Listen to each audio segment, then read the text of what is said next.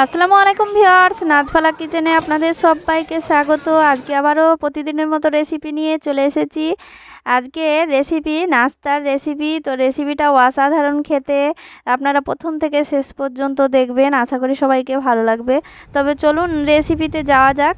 এখানে নিয়ে নিয়েছি সুজিটা দেখতেই পাচ্ছেন, সুজি নিয়ে নিয়েছি 1 কাপ মতো। তো একটি বাটিতে ঢেলে নিচ্ছি, তারপর দিয়ে দিচ্ছি টক দই, দিয়ে দিচ্ছি 4 চামচ মতো, তারপরে দিয়ে দিচ্ছি স্বাদ মতো লবণ, দিয়ে দিচ্ছি, তারপরে দিয়ে দিচ্ছি 3 চামচ মতো, ছোট চামচের 3 চামচ মতো চিনি দিয়ে দিচ্ছি। তো দেখতেই পাচ্ছেন চিনি দিয়ে দিয়েছি, তারপরে দিয়ে দিচ্ছি সব উপকরণ ভালো করে মেখে নিচ্ছি। মেখে নেওয়ার পর দিয়ে দিচ্ছি জলটা দিয়ে আবারও ভালো করে মেখে নিচ্ছি।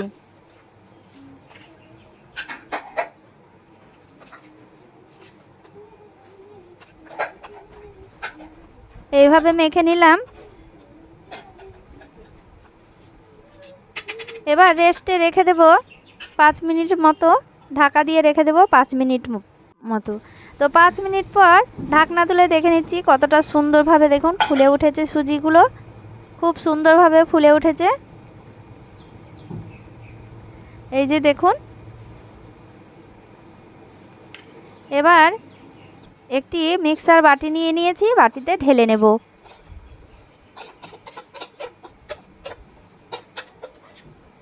মেখে রাখা সুজিগুলোকে ঢেলে নেব মিক্সার বাটিতে।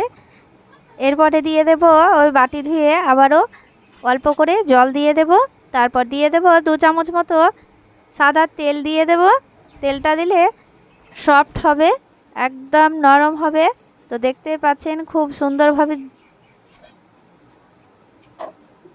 এবার এটা খুব ভালো করে পেস্ট করে নেব, একদম মোলায়েম পেস্ট করে নেব। দেখুন পেস্টটা একদম এই রকম হবে। আবারও আমি বাটিতে ঢেলে নিচ্ছি।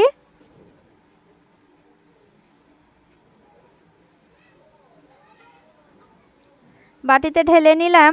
এরপরে দিয়ে দেব বেকিং সোডা দিয়ে দিলাম। আপনারা চাইলে এখানে ইনো দিয়েও এই নাস্তাটা তৈরি করতে পারবেন। তো দেখতেই পাচ্ছেন আবারও ভালো করে আমি নেড়ে নিচ্ছি।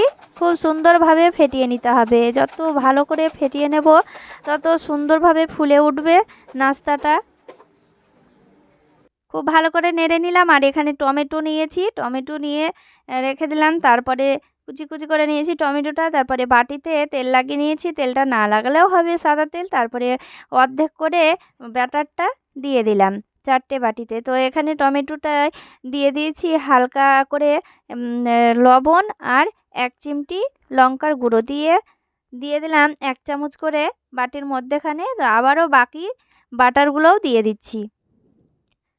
এবার চলে যাব রান্নায়। তো এখানে আমি 1 গ্লাস মতো জল দিয়ে দিচ্ছি, পরিমাণ মতো জল দিয়ে দিতে হবে কড়াইয়ে জল দিয়ে বাটিগুলোকে এভাবে বসিয়ে দিতে হবে। পরিমাণ বেশি জল দিলে বাটিতে উঠে যাবে, তো হালকা অল্প করে জলটা দিতে হবে। তো দেখুন এখানে আমি বাটিগুলো বসিয়ে দিলাম। তারপরে ওপরে ছড়িয়ে দিচ্ছি গোটা কাঁচা জিরে দিলে পরে ফ্লেভারটা খুব সুন্দর হয়। তো দেখুন দেখতে পাচ্ছেন দিয়ে দিলাম। এরপরে দিয়ে দেব কাশ্মীরি লঙ্কার গুঁড়ো।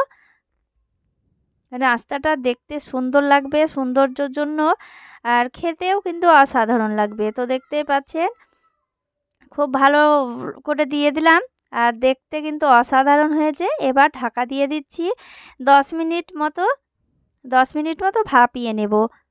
তো দেখুন 10 মিনিট মতো ভাপিয়ে নিলাম। তারপরে 10 মিনিট পর ঢাকনা তুলে দেখে নিচ্ছি। দেখুন নাস্তাগুলো একদম ফুলে ফেঁপে ডবল হয়ে গিয়েছে। দেখতে পাচ্ছেন একটি কাঠি দিয়ে দেখে নিচ্ছি যে নাস্তাটা রেডি হয়ে গিয়েছে কিনা। দেখুন নাস্তাটা রেডি হয়ে গিয়েছে, কাঠিতেও লেগে যাচ্ছে না, খুব সুন্দরভাবে তৈরি হয়ে গিয়েছে।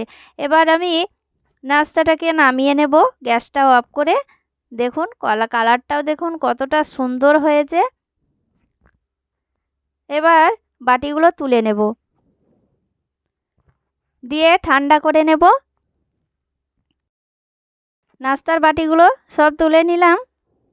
এই যে দেখুন, এবার ঠান্ডা করে এবার বাটিগুলো থেকে নাস্তাগুলো তুলে নিচ্ছি। দেখুন এইভাবে নাস্তাগুলোকে এইভাবেই করলেই আপন মনে উঠে যাবে। তো দেখতেই পাচ্ছেন খুব সুন্দরভাবে উঠে যাবে।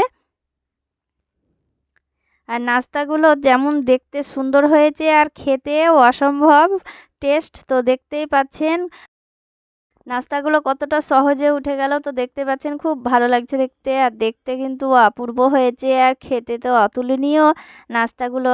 তো দেখুন এইভাবে আমি বাকিগুলোও সব তুলে নিচ্ছি। দেখুন কতটা সুন্দর লাগছে দেখতে।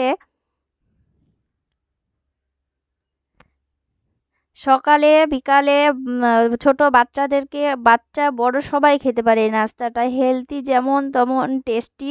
তো দেখুন অসাধারণ একটি নাস্তা আপনারা বাড়িতে অবশ্যই তৈরি করবেন। দেখুন সবগুলোই তুলে নিলাম। কতটা সুন্দর লাগছে দেখতে। আর ভালো লাগলে লাইক কমেন্ট শেয়ার করবেন।